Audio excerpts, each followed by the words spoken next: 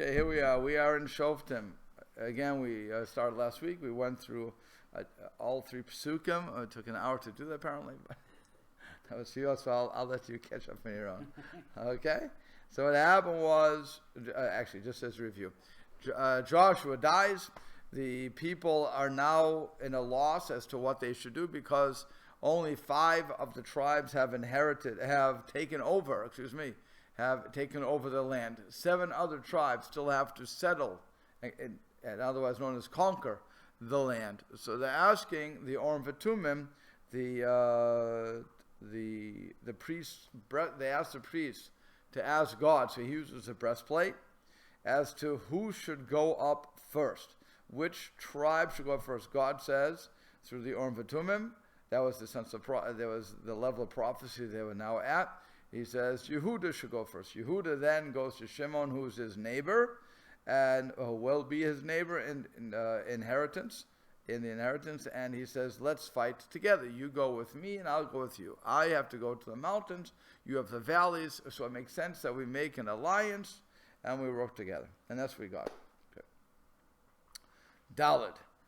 Number 4. So Vaya'al Yehuda, and again, Mr. Ornstein, you're going to have and Yehuda went up, okay, and everybody else who has, you also have and, but whoever has the outscroll, it just says Yehuda went up, correct? There you go.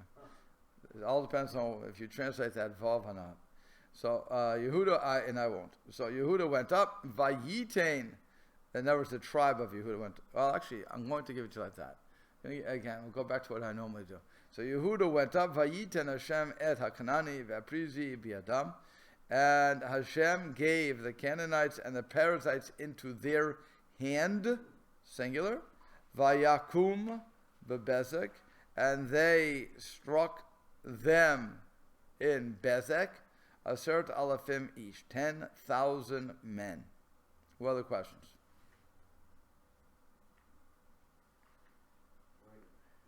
Okay, again, Yehuda went up, and Hashem. So, if Hashem gave them over to them, why do they have to smite them? So if Hashem gave them, why they have to smite them? One question. Any other questions? How did Hashem deliver them? How did Hashem deliver them? Another question. Go ahead.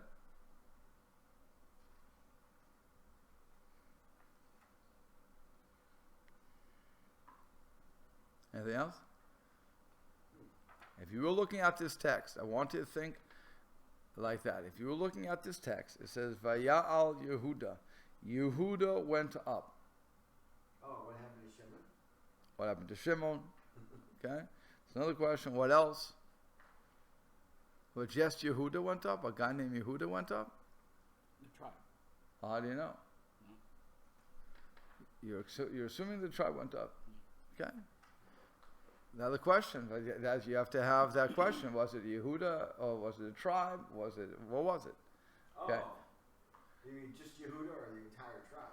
Right. Was it a guy named Yehuda who went up? I mean, who's talking here? I assume they're talking about the tribe. Does this mean Yehuda initiated the attack? Also a good question. Doesn't mean he initiated the attack. Okay. So now Rashi apparently tells you it's not so simple. Shevet Yehuda. He puts in the word Shevet. He says you have to know it's the tribe of Yehuda. I'm sorry. That was in Beit. I'm sorry. So he's right. So we know it's the tribe of Yehuda went up, and so Hashem gave it to him. And what does it mean he gave it to him? He put the fear of the people in. He put the fear of the Jews into the people, so that the people would not be able to fight against them. That's what we're going to end up finding out. And then it says that where is it, Daled? That they smote them in Bezek. What's Bezek? What, where? What, where? Okay, where? So Rashi explains, Shem HaKom. It's the name of a town. Town within the territory. The name of a town, that's what it is. And well, apparently when this was written, people knew that. That's 100% true that people knew that. The problem is we, the reader, what they're afraid of is that we, the reader, don't know. So if I would look up Bezek, I may find, in other words, here I have a strange word, Bezek. So Rashi is telling me, don't bother going to a dictionary. So is the word, is Bezek ever written prior to this? I mean, in other words, I am not sure. I'm not sure. But that I would tell you to go to a concordance see where it, and see if it appears anywhere else. But what Rashi is telling us is, again, don't go looking up in the dictionary. It's not a compound word. It's the name of the town. he did it for us. Right. The name of the town or the name of the person, it seems like. The place. Place. The place. Name of the place. Bezek. Sorry? Well, the next verse. Oh, so we can find that out too. Okay, let's do one verse at a time. So then the Malbim says, V'yakum b'bezek, techila, he explains, techila yatsu machanot im sareim, in the beginning, so the camps went out with their officers. V'archu svivot Bezek, and they set themselves in array around Bezek. V'sham haku az aser alafim ish. And there they smote the 10,000 men. Umasha Amar b'Bezek, and that which it says in Bezek, Ratzalimor Saviv Bezek. It doesn't mean literally Bezek, it means around the Bezek. Kamo Vayihi, Yeshua, Biricho, just like we said before, that it was when Joshua was in Jericho, and again it didn't mean in Jericho, it meant around Jericho. Adoni Bezek Harishon, okay, that's a different thing. So that's, now you asked a question, somebody asked a question, if God gave them into the hands, why that was yours, right? If God gave them into the hands, why did they have to smite them? Maybe it just means that by that method, God allowed them to smite the 10,000. Correct. That's what gave it, that's how he gave it to them. Correct, that's what it means. Exactly what it means. So now, hey, number 5. Vayimsu'u et Adoni Bezek b'Bezek. So they found the master of Bezek in Bezek. V'yalachamu bo, and they fought against him. V'yaku et Kanani v'et Brizi, and they smote the Canaanites and the Perizzites. Any question? Is Adoni Bezek a proper name, or is that just the title? King. That's his name. The Kach Shemot, it's apparently that's his name and title, probably, but it could be his name. They named the town after him. Either way. Interesting. Here in this book in English, they say Adoni Bezek is one word. With the Hebrew, it's shown as 2 words. Correct. Yeah. So it's the name of the place. Name of the person. Fine. So they found him there, and they smote him there. They fought him there. Is it more like a title rather than a name?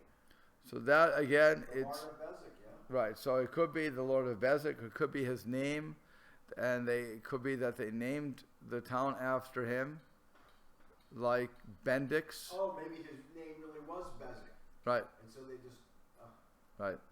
It's like Rosenberg, Texas. Rosenberg, Texas, or it could be Jewish right. guy started the town in there.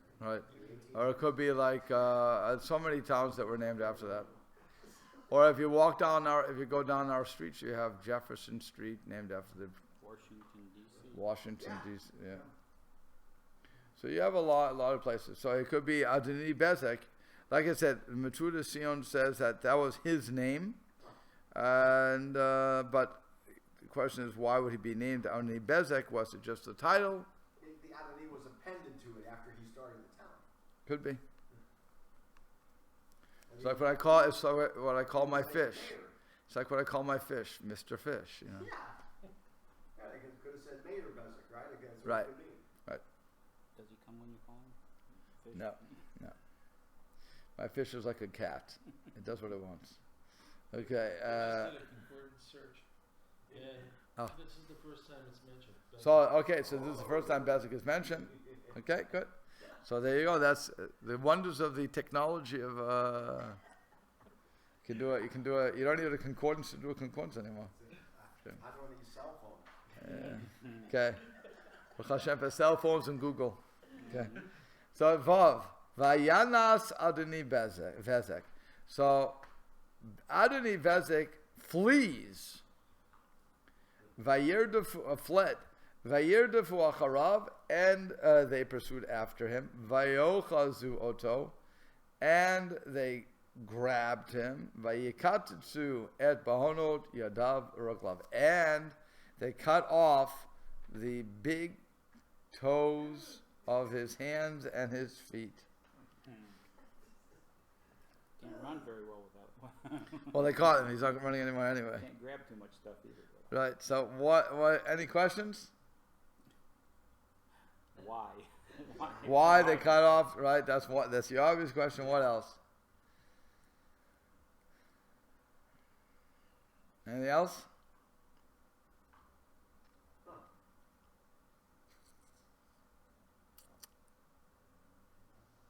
Look at the words. Adoni Bezek fled, and they pursued after him. They grabbed him, cut off his big toes, and Why didn't they just kill him? okay. Why didn't they kill him? If he's leaving, why don't they just let him go? If he's leaving, why not just let him go? Okay. I want to make an example of them, I guess. Okay. Make examples. Keep going. You know, again, Bible critics, primarily the atheists, say, They're not. look at the cruelty of this. No. Let's not. You know what I'm saying? No, no. I have to stop. The way ancient peoples did it, this is what they did. Wait. We have to make a distinction here. A Bible critic is not an atheist. An atheist denies the Bible. Well, that's not A Bible critic. No. I just want to make this clear. A Bible critic is one who, or a scholar, is one who looks and tries to figure out within the text or without the text what's going on. The atheist doesn't care about the text and just uses the text against itself. That's all. That's what I mean. Okay. That's what I mean. No, but I don't want to insult the biblical critics. I can insult them on their own because I think they're all morons. But that's a different thing. But when it comes to, but they're not the same as atheists. Atheists. To the person who looks at this and said, "Wonder what ignorant this was," you know. All the biblical critics are going to kill me now. Call them all morons. Must have been, quote unquote, normal for ancient peoples of any variety. Oh, so, but that's not true because even somebody looking at the story couldn't say that because they never do it to anybody else. It's only in this particular case, and in this particular case, and it's going to the next verse will tell why. But this particular case is the only time that the Torah, that the Tanakh is telling us it was done, as far as I know. Could be maybe there's some other That's thing. the only time it happened in Tanakh. I'm saying the pagans, other ancient peoples may have done this stuff routinely. Well, again, we're going to see that. We're going to see the very next verse that will back you up. And even it wasn't done by everybody, but done by Adoni Bezek. It was done by him. So this is Mida Kneked Mida. This is tit for tat. And they were pagans. Yeah, but it was only him who was doing it. It wasn't everybody else. He made a collection. What were we going to say? I'm sorry? I was just going to say, go for it. Yeah. It increases Trump's Right. So don't get the biblical critics. If I get the hits like Trump, I'm all set. Your ratings My ratings to the roof. Okay. So now what happens here? So let's look at again. Let's get back to the verse. So Mekatzim, we're in Vav, right? So Vav. So the Malbim says on this. It says V'imsu achar kach, afterwards bekirbam lichvo sha'ir, when they were in the midst to conquer the city itself. Sham matzvat Adoni Bezek. That's when they found Adoni Bezek, who nishar be'ir lihilachem be'eda ve'eda tzarach. So he remained in the city to fight with the congregation, with the group in the time of the need. V'lo asa kemelech Ai. He didn't do like the king of Ai, sheyatzam in eir petucha, that left the city of Ai and left the city open. He wasn't like that. So what happens? V'yilachem ubo, they fought him a second time. V'sham hiku shenet kananiv shenizgaru be'ir till the time uvariach, and that's when they And that's when they again hit the Canaanites and the Perizzites when the doors were closed. Then Vayanas, what happens? He fled. He saw that the city was captured, so he flees. Vayikatsu, now they cut him off. Kach natan Hashem b'da'atam la'asot lo. Hashem put it in their minds to do this. Mashalo asazot l'shum acher echad mi'avayhem, which they didn't do to any other of their enemies. Only this guy. V'hu kitzat neged chukei Yisrael, and this was a little bit against the statutes of Israel. Ki harigat zayin amimim hu b'sayif, because they were supposed to kill the 7 nations with the sword. Lo litza'aram al zeh ofen, but they're not supposed to torture them. You kill them. God didn't say kill them. Don't torture them. Ach sheshilem lo Hashem mida keneged vida. But here Hashem put it in their minds to do this because He wanted to punish this character.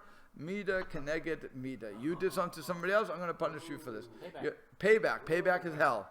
Oh, but does this go against how we understand eye for eye and tooth for tooth? No. Eye for an eye and tooth for a tooth, which is monetary value. That's what, right. So no. But that's, in other words, Reuven knocks out somebody's eye, Shimon's eye. So Shimon doesn't knock out Reuven's eye. What happens is you get paid, that's monetary compensation. But in this case, and we'll find out Adoni Bezek did the same thing when he would take over people. He would cut off the king's fingers. We'll find out, like I say, one more verse.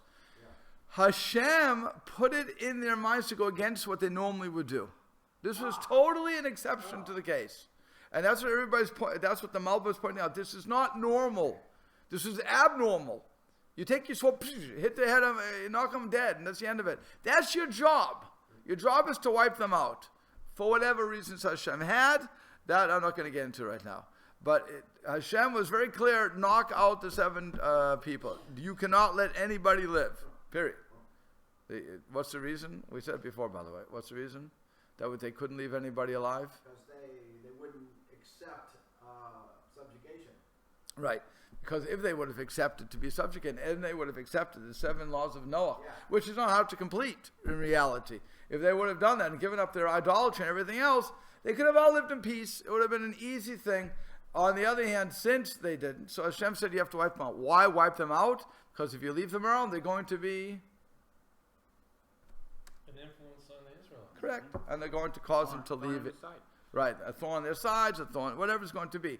So either they can join us, following our rules, or you have to get rid of them. And he seems to do that afterwards. Who? This.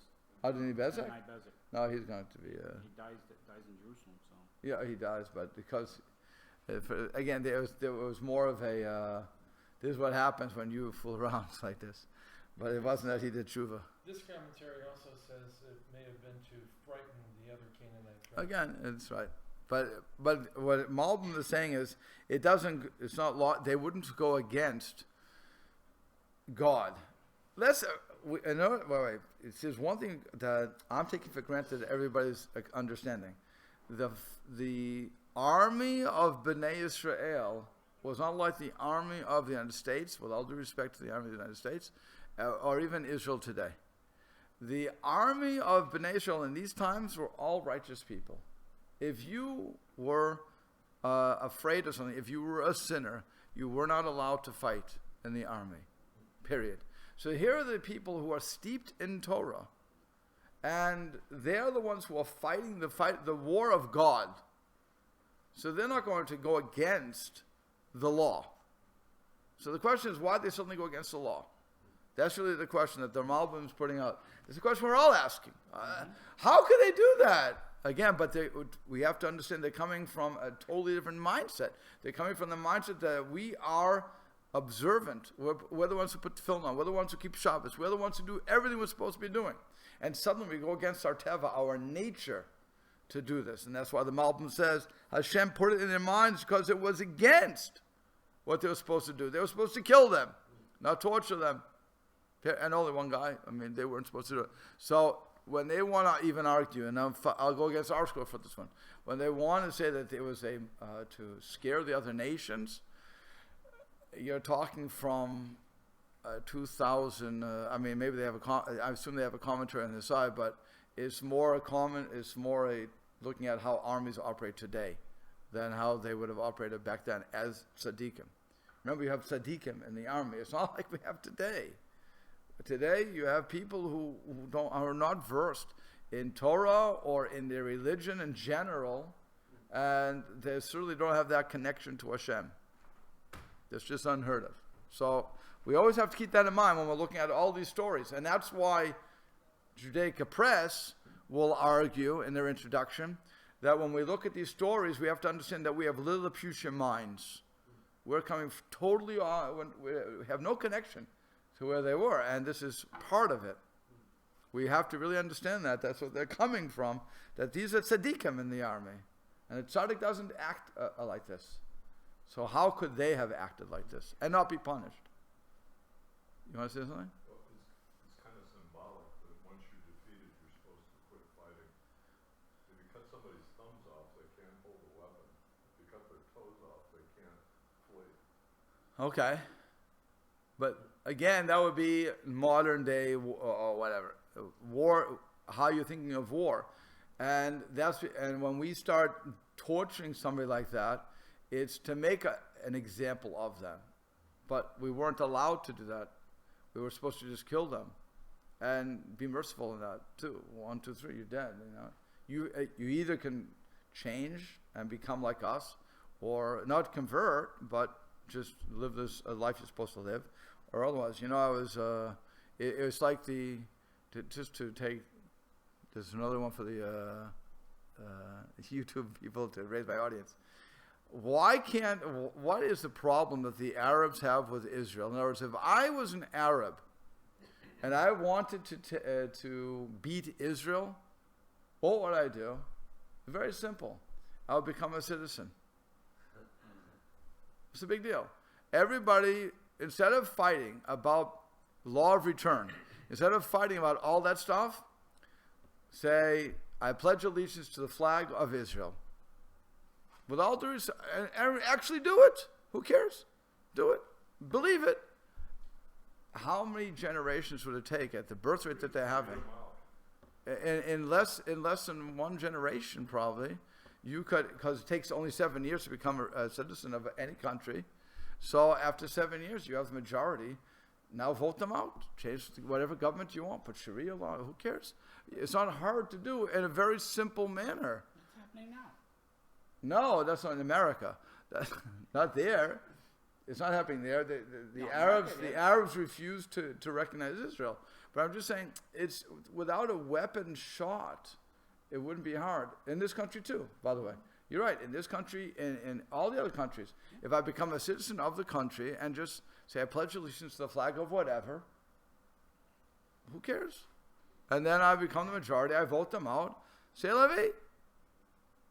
That's how many conservative souls became conservative. They were part of the Orthodox system originally, and then what happened was they voted out the old school, and then they took the mechitza away. It was very simple. You have books like this called The Sanctity of the Synagogue, where he documents that. So it's not hard to do it. So they could have done the same thing. So again, the people could have given in to Israel, and it would have been good. They could have all lived together in peace. But they didn't. So at that point, they have to kill them. But to torture them, you shouldn't be torturing them. So that's what the Malbim says. God put into their heads. Okay, let's go on to the next verse. Vayomer Adoni Bezek. And here's the explanation. Adoni Bezek said, Shivim malachim bahonot yedeim ragleim mekutzesim I am alaktim tachat shulchani. That he said, 70 kings I cut off their big toes of their hands and their feet, and I collected them, and they were collected under my table. Kasher asiti, just as I did, Kain shilam li Elokim. So Hashem has paid the judge. Elokim, remember, is a judge. The attribute of justice has paid me back, repaid me. V'yuhu Yerushalayim v'yamat sham. They brought him to Jerusalem, and he died there. Any questions? When he says there's 70 kings, should we take that literally, or is that a symbolic number, like a lot of kings? Should we take it symbolically or literally? Good. Next question. I'm repeating it because people don't hear it. That's all. I know you guys do, but any other questions there? Why take him back to Jerusalem? Why take him back to Jerusalem? Anything else? What he died from. What he died from? Okay. What else? He doesn't say whether they killed him or he just eventually died. Oh, no, so that would mean he died there. They didn't kill him. He died there. I mean, getting from that verse. Otherwise, it would have said V'yakum. So Rashi says like this: Shivim malachim mikana talamed ma gedulatan v'oshran shal malchei Canaan. From here, you learn how great and how rich these kings of Canaan were. Shayu Adni Bezek, that this man Adni Bezek lo yakadai limnot im malchei Canaan, that he was not even fit to be counted with the kings of Canaan in the name of king by Ketubo Cain, and that's why. So that's one thing we learn from that. That here he's saying I cut off the kings, but he was just an Adoni, like you said, mayor, just a mister. He wasn't the king, so he wasn't with all his riches. He wasn't big enough to be the king, so he wasn't counted with that. Yerushalayim, they brought him to Yerushalayim, Shahalchu Misham, because they went out from there to fight on Jerusalem. So remember, Jerusalem wasn't the capital of Israel because they didn't have Israel yet. They brought him to Jerusalem, and he died there. No, they kept taking him where they were going, apparently. And they were going on the way to Jerusalem. So here they have this guy without toes, well, a big toe without a big the thumb, okay? And so he died. Why did they keep him alive? Oh, that's maybe why the what's his name?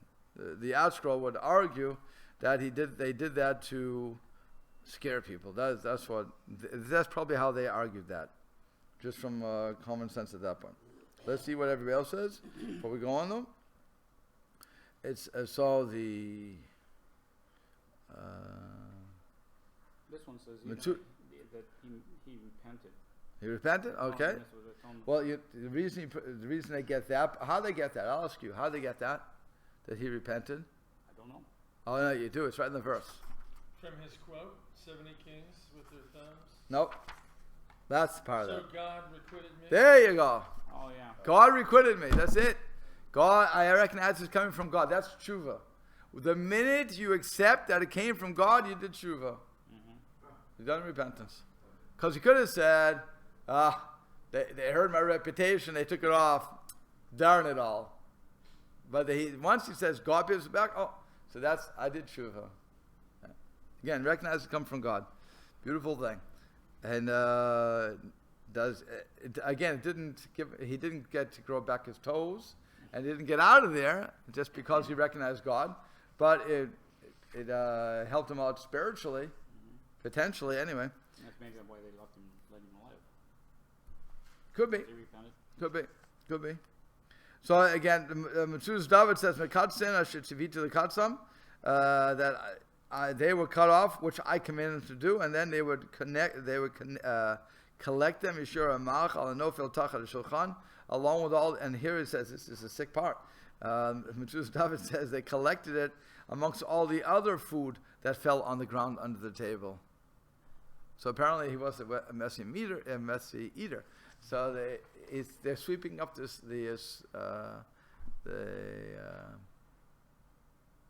thumbs and everything. They're sweeping it up. Okay. Now the Malbim says, Vayomer, Hikir bezed din shamayim. Oh, so the Malbim says it. So he says from here, when he says he said, so hikir bezed, he recognized with this din shamayim, the judgment of heaven. Shashilem lo k'midato, that Hashem paid him back according to what he did to others. Vaya'an hoda b'sha'av v'ikir onshi Hashem meit kedarko b'derech. So he answered that he admitted his sins, he recognized the punishment to Hashem, and he died like this on the way. So, by the way, when he's dying, the other thing is that you could also argue is the reason he was able to die at that point was because he admitted to God. In other words, so they brought him to Jerusalem and he died there. Why did he get to die there? Why didn't they get to, people lose limbs all the time. They live for years. Why does he suddenly get to die? Because he recognized God. So he wouldn't be tortured anymore. It could be that's another thing you could look at too. The positive thing. Rashi says that he may have died a natural death. Correct. But he dies in Jerusalem. Mm-hmm. So Jerusalem is only the next stop over. Again, if somebody has a leg amputated, God forbid, they don't die that day. They live for years. So why this guy get to die? So you could argue that God gave that Elohim, the attribute of justice, said, okay, you did what you're supposed to do. Now you can die. That's what you needed. That was your kapara. That was your atonement. Could be. Okay, and he died in the city of peace. There you go. Yeah, but like I said, they're going to fight there. So, okay. And just to finish off, so the Malbim says, Yerushalayim, Kim Yisham Halchu Lechem Al Yerushalayim, because they were going from Bezek to there to fight on Jerusalem, Ba'alichu, Imam, Visham Meid. And they brought him with them, and there he died. Okay. V'yalachamu, so now we're on Chet. V'yalachamu b'nei Yehuda b'Yerushalayim. So b'nei Yehuda fought in Jerusalem. Or, well, you'll tell me what that means. V'yakaduota, and they conquered it. Vayakuhu lefi charav, and they smote it according to the sword. V'yadha'ir shuchu ba'esh, and the city they sent in fire. They sent forth fire. Any questions? Again, just the children of Judah is mentioned. Correct. So, I didn't answer that before. Why is Yehuda only mentioned, not Shimon? I think Shimon's still not mentioned, so. So why not? Why not? Who's the main character here? Yehuda. Yehuda's the main character. He said, Shimon be in alliance with me. That's all he said. So the understanding is that Shimon and Yehuda are always together. It's just Yehuda is the main character in the story, and you see this many times throughout the whole Torah. When Avram is going with his 318 servants, all it says is Vayered Avram, singular, and Avram went down, or Avram went. It's only when the other person becomes an important character in the story that we have to mention the both people at that time. Okay, so now in this situation, it was already Yehuda said to Shimon, join me. And Shimon, we understand to be saying, okay. We understood that to be okay. So now they're just doing it. Now they're always with them. Okay, so that's why it's so still they're fighting in Jerusalem. That's one question. Is it in or is it against? That would be one question you could ask. Who are they fighting? The people of the Canaanites and Perizzites who are living there. No, that's understood too. That's understood. They're fighting the inhabitants of that country because of that place that we're calling Jerusalem. And then I don't think that the Jebusites called it Jerusalem. I doubt they called it Jerusalem. I think that when the writer is doing this, just for argument's sake, when the writer is writing this book, I believe that he's using the names that we understood. In other words, if I'm going to talk about Mishawaka, I'm going to call it Mishawaka and not what it was originally called, whatever it was originally called. I'm going to use the name that we all know. Otherwise, it doesn't help. Or it's like when you go to town. If you go to a place in, well, actually, even my hometown, in Stoughton, Massachusetts, if you ask a townie where something is, they'll tell you, remember where Rickles used to be? No. Where's Rickles? Well, it's where the old BPM was. Okay. What's that? Where's the BPM? Well, you know, that's where the old man was. Can you tell me what's there now, please?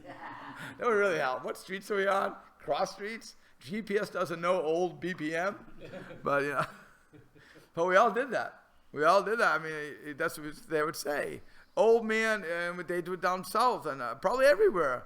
I don't know if they do it in Amish country, but I know they do it everywhere else. Where's something else?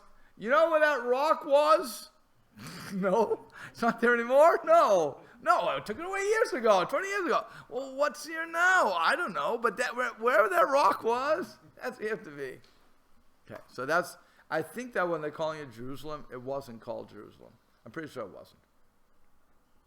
And so there's something else. So we have to understand that they're fighting against these inhabitants who were there, and they conquered it, and they smote it with the sword, and the city they burned. Why'd they burn it? Why they burned the city? Another question you can ask. Okay. Anything else? Cleansing fire. Cleansing fire, right?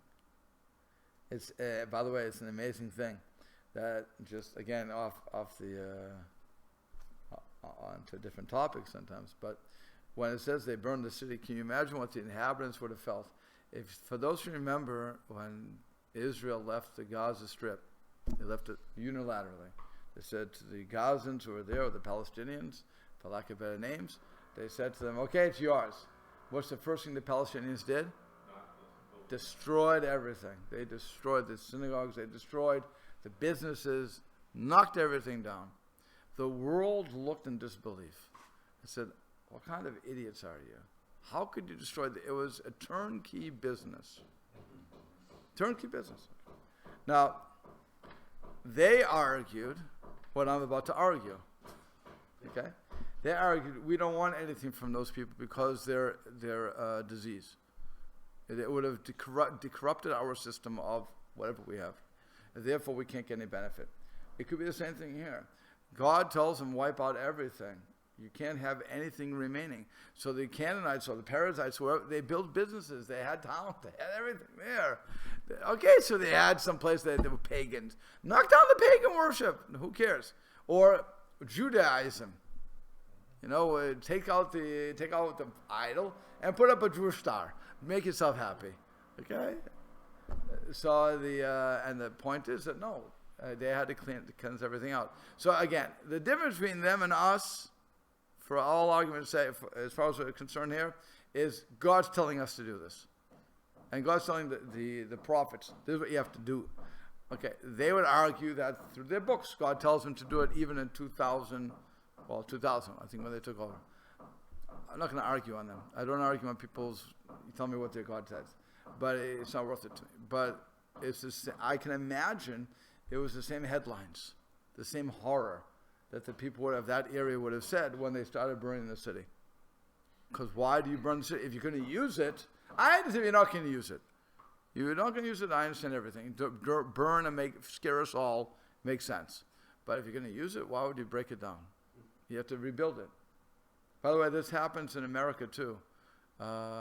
If nobody knows what I'm going to talk about. So, it's called in Boston. The place is called Roxbury, Mattapan, Roxbury, Dorchester, in that area. When in the 1960s, late 1960s, there was Kennedy was bringing in he wanted to de-Judaize the area, I guess. He wanted to get de-white the area. He wanted to, that was some busing was a big issue. Can we bus the kids and so on and so forth? So they were giving grants and everything to get people to move in. So you had the Spanish, you had the blacks, you had that was when the Black Panthers were at the top of their game, if everyone knows what I'm talking about. That was Black Power, okay? And what they did was, I'm not saying all blacks. I'm saying there was a group amongst the blacks who were fighting with the Jews and the Spanish at that point, and they set the place ablaze. Businesses were bombed.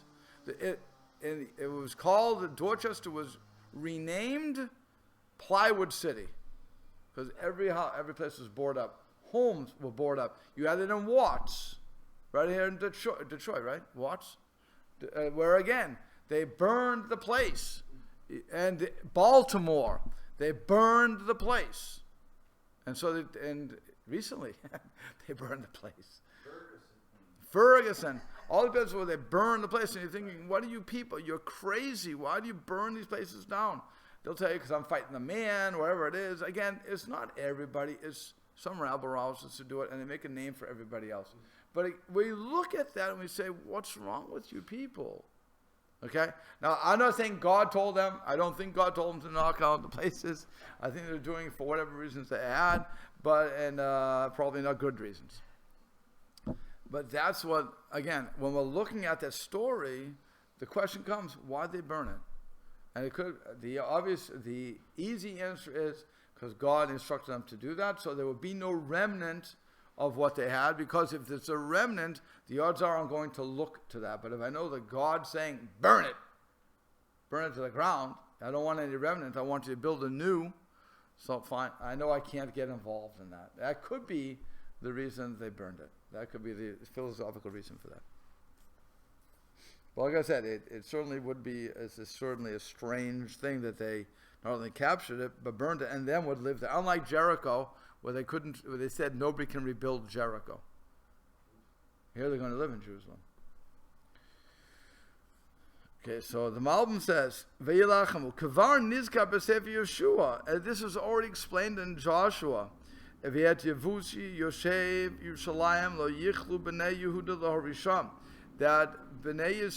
Yehuda did not completely drive out the Jebusites, who were the inhabitants of Jerusalem. And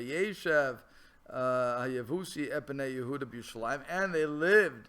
The Jebusites lived amongst Bnei Yehuda until this very day. So it's explained that they already fought against Jerusalem, and they didn't conquer it. And then further on is going to say, Amar and then further on in this book is going to say, in this chapter actually, is going to say that the Jebusites lived in Jerusalem, Bnei Binyamin, the children of Binyamin did not drive them out. And they live with, and the Jebusites live with Bnei children of Binyamin in Yerushalayim ad yom hazen, to this very day. So according to me, the Malbim says, Acharei ki Adoni Bezek melech Yerushalayim, after Adoni Bezek was the king of Jerusalem, Haya Rishon min Chamisha Malachim Shehid Kapsu al Givon. He was one of the first 5 kings. He was the first of the 5 kings to gather them together at Givon. And that's where he fell. And certainly they considered taking over his city, like they want to take over the cities of the other 5 kings. So they went with the strength in the hand to fight. And Yehuda fought against them. Because Jerusalem was in the portion of Benjamin, and it came into Yehuda's territory. And so from this side, so that's why Yehuda got involved in it, because it was touching his property. And then in the times of Joshua, in the life of Joshua, they were not able to drive out its inhabitants. That were the Yevusim, the Jebusites. And that's again why it says, and they lived in the midst of Jerusalem until this day, and the midst of Yehuda until this day. Which means Ad Sov Chayei Yeshua Shekatav B'Sifro, until the end of Joshua's life, when that book was written, until his day. V'acharei mot Yeshua, and after Joshua dies, Reuben Milchem B'neihem. they woke themselves up, or they caused themselves to awaken this fight between them, and between the inhabitants of the city. And then they captured it, and they burned it. Why they burn it? La'anosh al shemirdu v'lachmu bam, because to punish them on that they rebelled and fought against them. That's why they burned them. In other words, you people, remember, if I take over your area, I take it over, and I was told to kill you, get rid of you, drive you out. And I said, you know what? I'm a nice guy. I'm going to let you live with me. And you're like, oh thank you. And then in your back of your mind is saying, big mistake, pal. You're on my land. You're on my land. I'm not going to give my land up. I'm going to fight you. But I'm not going to fight you openly because you'll kill me.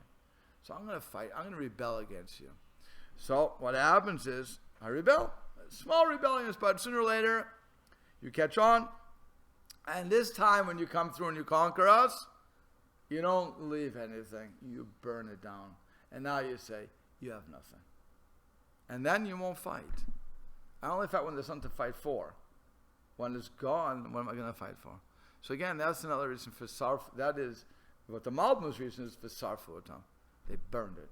I'm going to punish you, and you're not going to live with me anymore. V'im kol zeh gam shechavsu ha'ir, and with all this, they all and they conquered the city. Lo kavshu ad hametzuda shenikra achakak b'shem Mitzvah Sion. They didn't conquer the fortress that was called Mitzvah Sion. Shal yichdu al yimei David, and they didn't conquer that, capture it until the days of David.